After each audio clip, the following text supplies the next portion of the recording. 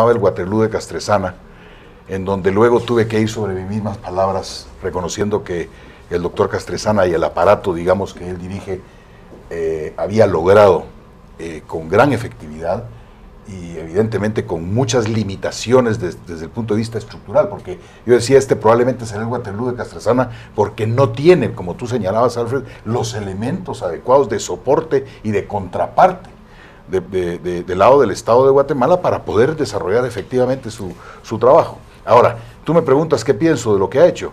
Indudablemente es extraordinario. Dadas las condiciones en que lo ha hecho. Es verdaderamente extraordinario el trabajo. Y yo creo que ahí entra una grave responsabilidad de todas las élites empresariales, políticas, académicas, de toda la sociedad, de apelar a que el Estado de Guatemala le dé todo el respaldo. Esta es una oportunidad.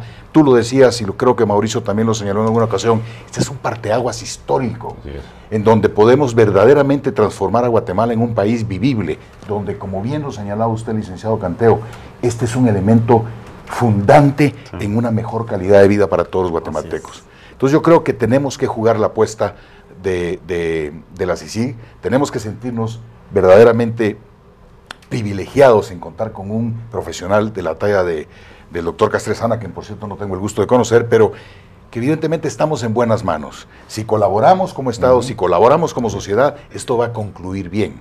Ahora, si le damos los instrumentos y los recursos. Ahora, cuando tú citas que esto tiene 2 años de estarse solicitando y que la reacción ha sido prácticamente nula, esa es una alarma que hay que poner. Totalmente. Y que debemos ser lo suficientemente efectivos todos en exigirlo. Así es. El caso Rosenberg y de Portillo son considerados como casos paradigmáticos, parteaguas, ¿verdad? Nos gusta esa palabra porque a partir de ahí se está abriendo un montón de cosas, ¿no? ¿Por qué? Bueno, porque creo que es por primera vez se está viendo de alguna manera acción y voluntad para resolver casos de impacto, de alto impacto en la sociedad guatemalteca. Y yo creo que esto hay que verlo desde una perspectiva que es muy importante. Aquí el tema muchas veces es cómo quiere uno ver el vaso, ¿verdad? Medio lleno, medio vacío. Yo quisiera retomar el tema de lo que dijo el licenciado Canteo. Él habló de recursos y habló de voluntad política. Y creo que tal vez adicionaría yo un tercero, que es el concepto de lo que hay que hacer. Porque desafortunadamente Guatemala ha derrapado, se ha caído de muchas posibilidades que ha tenido históricamente para crecer por una tremenda ignorancia, por un tremendo analfabetismo de esas élites de las que habla Julio, no solo de la élite política. Aquí hay un liderazgo que ha tenido un desarrollo muy amplio rápidamente, pero lo que no hemos podido hacer como sociedad es tener concepto. ¿Qué hacer con Guatemala? No hemos podido llegar a ese punto de partida. Pero hay algo que me parece que es interesante. En manejo de crisis decimos que cuando uno reconoce la existencia de un problema tiene la mitad del camino allanado. Y yo creo que eso es algo que hay que resaltar en el tema de Guatemala.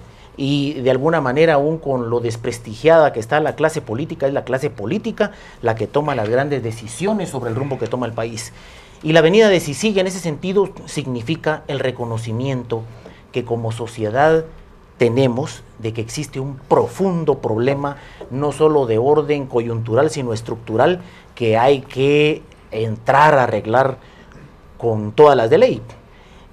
Los recursos siempre van a ser escasos, pero en este sentido creo que es importante que si pensáramos cuántos estados de Latinoamérica necesitarían, igual que nosotros, o tal vez más que nosotros, la presencia de una CICIG para demostrar o para ayudar cómo se puede renovar el sistema, probablemente vamos a ver que Guatemala no está tan mal ni está medio fallida como nosotros podemos pensar. Solo un dato que es interesante. Solo en Ciudad Juárez el año pasado hubo más asesinatos que en Guatemala como país, solo en Ciudad Juárez. Por supuesto que estamos yendo a un extremo de criminalidad. Claro. Y el otro tema que creo que es importante es que en esa lucha contra nuestras deficiencias estructurales, contra poderes fácticos o paralelos que inciden, creo que tenemos que tener mucho cuidado en no irnos al otro extremo. El otro extremo es la politización de la justicia. Y cuando hablo de politización de la justicia, no me refiero nada más a los partidos políticos. Me refiero a que, como decía el licenciado Canteo, la elección de magistrados, todo el mundo tiene su candidato. Sí. Los medios de comunicación, todo el mundo. las organizaciones Tenis, sociales, gobierno, todo empresarios, mundo, el empresariado, los partidos políticos. Entonces, claro, politizamos la justicia, claro, porque todos tenemos interés en que eso camine, pero eso nos puede llevar a un tema que sería la segunda fase de politizar la justicia, que es judicializar la política. Cuando los grupos de poder se afincan y entonces el poder judicial se utiliza para actuar políticamente en detrimento de otros. Y eso sí es el otro peligro, es irnos hacia el otro extremo. Yo creo que hay que hacer un balance entre eso. Por un lado tenemos impunidad, inmunidad estructural, ancestral, que no hemos podido arreglar, pero irnos hacia el otro extremo nos pondría también en otras condiciones que no son las más adecuadas. Por eso creo que es paradigmático los dos casos que me preguntabas en un inicio, porque demuestran que con voluntad, conocimiento, que es el concepto del qué hacer, y recursos, se puede tener resultados. Vamos a ir a un corte. Cuando regresemos vamos a hablar de tu experiencia, Julio, en tiempos de, bueno, la experiencia de los dos en tiempos de Portillo. Un caso sinceramente bien especial. Este oeste no se vaya.